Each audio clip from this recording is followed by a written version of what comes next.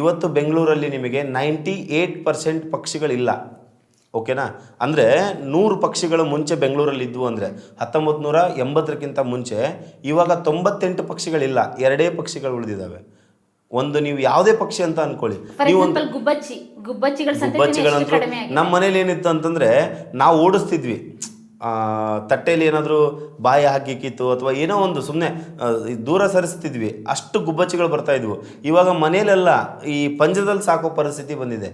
Okay, ಅದಾದಮೇಲೆ ನೀವು ನೋಡ್ರಿ, ಬೇಕಾದರೆ ಒಂದು ರೂಮಲ್ಲಿ, ಒಂದು 10x10 ರೂಮಲ್ಲಿ ಒಂದು 4 ಕಂಪ್ಯೂಟರ್ನ ಫುಲ್ ವೈಫೈಯಲ್ಲಿ ಯೂಸ್ ಮಾಡಿರಿ, 2 ಪಾರಿವಾಳ ತಂದಿಡ್ರಿ, ಅದು 8 ದಿನ ಬದುಕಲ್ಲ. ಅಷ್ಟು ಎಫೆಕ್ಟ್ ಆಗ್ತಾ ಇದೆ.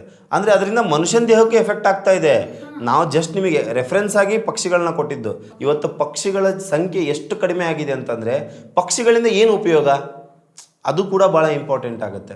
ಈಗ ನೋಡ್ರಿ, ನೀವೀಗ ಒಂದು ಪದಾರ್ಥ, ಒಂದು ತರಕಾರಿ ಬೆಳಿಬೇಕು ಅಂತಂದರೆ ಆ ತರಕಾರಿ ಚೆನ್ನಾಗಿ ಫಸಲು ಬರಬೇಕು ಅಂತಂದರೆ ಅದರಲ್ಲಿ ಜೀವಕ್ರಿಯೆಗಳು ನಡಿಬೇಕು. ಓಕೆ, ಜೀವಕ್ರಿಯೆಗಳು ನಡೆದ ಮೇಲೆ ಆ ಒಂದು ಫಲ ಹೊರಗಡೆ ಬರುವಾಗ ಯಾವುದೇ ಕೀಟಗಳು ಅದನ್ನು ಟಚ್ ಮಾಡ್ದೇ ಆ ಫಲ ಹೊರಗಡೆ ಬರಬೇಕು. ಉದಾಹರಣೆಗೆ ಒಂದು ಟೊಮೆಟೊ ಹಣ್ಣು ನೀವು ಬೆಳೆದಿದ್ದೀರಾ ಅಂತ ಅಂದ್ಕೊಳ್ಳಿ. ಆ ಟೊಮೆಟೊ ಹಣ್ಣಿಗೆ ಹುಳ ಆಗಬಾರ್ದು. ಹುಳ ಅಂದರೆ ಪೆಸ್ಟ್. ಓಕೆ, ಪೆಸ್ಟ್ ಸಮಸ್ಯೆ ಬರಬಾರ್ದು. ಬಟ್ ಈಗೇನಾಗ್ತಾ ಇದೆ ಅಂತಂದರೆ ಆ ಸಮಸ್ಯೆ ಯಥೇಚ್ಛವಾಗಿ ಕಾಡ್ತಾ ಇದೆ. ಅದಕ್ಕೋಸ್ಕರ ರೈತರು ಫರ್ಟಿಲೈಸರ್ಸ್ನ, ಆಮೇಲೆ ಪೆಸ್ಟಿಸೈಡ್, ಕೆಮಿಕಲ್ಸ್ನ ಯೂಸ್ ಮಾಡ್ತಾ ಇದ್ದಾರೆ. ಕೆಲವೊಂದಿಷ್ಟು ಕೆಮಿಕಲ್ ನೇಮ್ಗಳನ್ನ ನೀವು ಬೇಕಾದರೆ ಗೂಗಲ್ ಸರ್ಚ್ ಮಾಡಿ, ಅದರಿಂದ ಇಂಡಿಯಾದಲ್ಲಿ ಬರ್ತಾ ಇರುವಂಥ ಕ್ಯಾನ್ಸರ್ ಪ್ರಮಾಣ 3-4 ಪಟ್ಟು ಜಾಸ್ತಿ ಆಗಿದೆ ಅಂತ ಬರುತ್ತೆ. ಅದನ್ನು ಸ್ಪ್ರೇ ಮಾಡ್ತಾ ಇರುವಾಗ ಅದ್ರ ಬರೀ ಸ್ಮೆಲ್ ತೊಗೊಂಡಿರ್ತಕ್ಕಂಥ ಎಷ್ಟೋ ಜನರ ರೈತರದ್ದು ಲಂಗ್ಸ್ ಇನ್ಫೆಕ್ಷನ್ ಆಗ್ತಾ ಇದೆ, ಲಂಗ್ಸ್ ಪ್ರಾಬ್ಲಮ್ ಆಗ್ತಾ ಇದೆ. ಇದೆಲ್ಲ ಯಾಕೆ ಆಗ್ತಾ ಇದೆ ಅಂತಂದರೆ ಗುಬ್ಬಿಗಳಿಲ್ಲ. ಗುಬ್ಬಚ್ಚಿ ಅಂತ ಹೇಳ್ತೀವಿ ನಮ್ಮ ಸೈಡ್ ಗುಬ್ಬಿಗಳು ಅಂತ ಹೇಳ್ತೀವಿ. ಆ ಗುಬ್ಬಿಗಳು ಏನು ಮಾಡ್ತವೆ ಅಂತಂದರೆ ಅದರಲ್ಲಿ ಇರ್ತಕ್ಕಂಥ ಪೆಸ್ಟನ್ನ ತಿಂತಾ ಇದ್ವು. ಓಕೆ, ಅಂದರೆ ಈ ಪಕ್ಷಿಗಳು ಎಲ್ಲದೂ ಕೂಡ ಇವತ್ತು ನೋಡ್ರಿ, ಒಂದು ಜೇನು ಹುಳು 2 ಕಿಲೋಮೀಟರ್ ಟ್ರಾವೆಲ್ ಮಾಡಿ ಒಂದು ಹನಿ ಜೇನು ತುಪ್ಪನ ತೊಗೊಂಬರುತ್ತೆ ಅಂತ ಹೇಳ್ತಾರೆ. ಬಟ್ ಆ 2 ಕಿಲೋಮೀಟರ್ ಟ್ರಾವೆಲ್ ಮಾಡೋ ಟೈಮ್ನಲ್ಲಿ ಅದು ಏನು ಮಾಡುತ್ತೆ ಅಂದರೆ 1-10 ಗಿಡಕ್ಕೆ ಪರಾಗಸ್ಪರ್ಶ ಮಾಡುತ್ತೆ.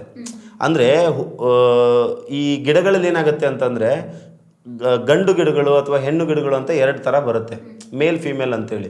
ಈ ಮೇಲ್ ಫೀಮೇಲ್ ಏನಾಗಬೇಕು ಅಂತಂದರೆ ಪರಾಗಸ್ಪರ್ಶ ಅಂತ ಹೇಳ್ತೀವಿ ನಾವು ಅದರಲ್ಲಿ. ಅಂದರೆ ಹೂವುಗಳಿಂದ ಒಂದು ಗಿಡದಲ್ಲಿರ್ತಕ್ಕಂಥ ಮಕರಂದ ಮತ್ತು ಅದರಲ್ಲಿರ್ತಕ್ಕಂಥ ಒಂದು ಅಂಶ ಇನ್ನೊಂದು ಹೆಣ್ಣಿನ ಗಿಡಕ್ಕೆ ಹೋಗಿ ಅದು ಟಚ್ ಮಾಡಿದಾಗ ಅದು ಸೇಮ್ ಲೈಕ್ ಹ್ಯೂಮನ್ಸ್ ನಾವೇನು ಹೇಳ್ತಿದ್ದೀವಿ ಆ ಥರ ಆಗಿ ಅದೇನಾಗುತ್ತೆ ಅಂದರೆ ಫಲ ಆಗುತ್ತೆ.